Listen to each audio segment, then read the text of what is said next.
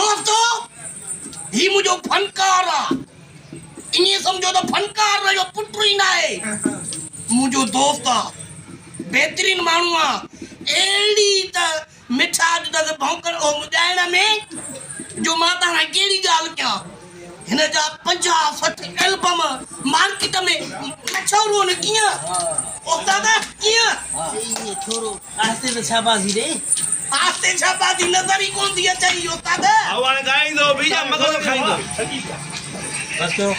और मैं गया तो बस क्यों आगा वाह स्कूल को जैसा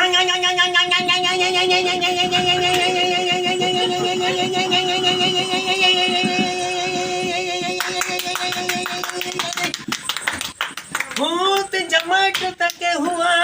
चंद्रा चंद्रा चंद्रा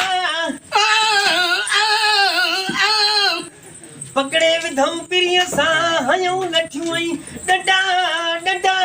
डंडा काच उछायूं कोठे ते कमीस कदह ॾींदा चवे फनकारो मुंहिंजा माट कदह ईंदा छॾाईंदा हिन छितन घऊं डुम इन कलाम जी फरमाइश आ 50-60 ॼणे जी नाला खम केसट पूरी खास फरमाइश आ मूंखे वारामो चरण जी उस्ताद शमीम अब्बासी जी ऐं उस्ताद ज़ुल्फ़कार गोगाणी जी ऐं लियाकत जूणे जी जेको चरण जो सरदार आ आशिक पंहिंजे महबूब खे चयो तो मुंहिंजा महबूब तुंहिंजा चपड़ा ईअं चटियां जीअं कुतो थाणा चटींदो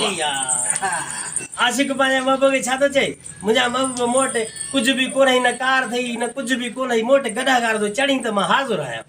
हो चढ़ी त गॾह गाॾो मुंहिंजा उस्ताद जी ॻाल्हि ॿुधाई बुध में भौंक तुंहिंजी हाणे कयां आगा हो चढ़ी त गॾह गाॾो मुंहिंजो भौंक भौंक वाह वणे थो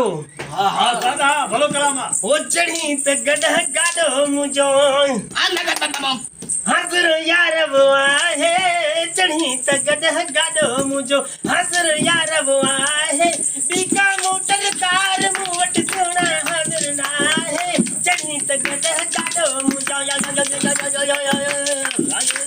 आ नो मु फकरी पे होता दो वठी जी बाबा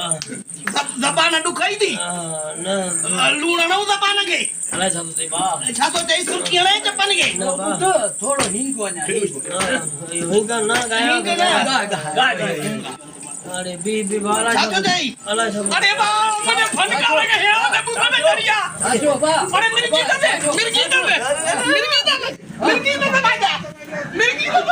फादर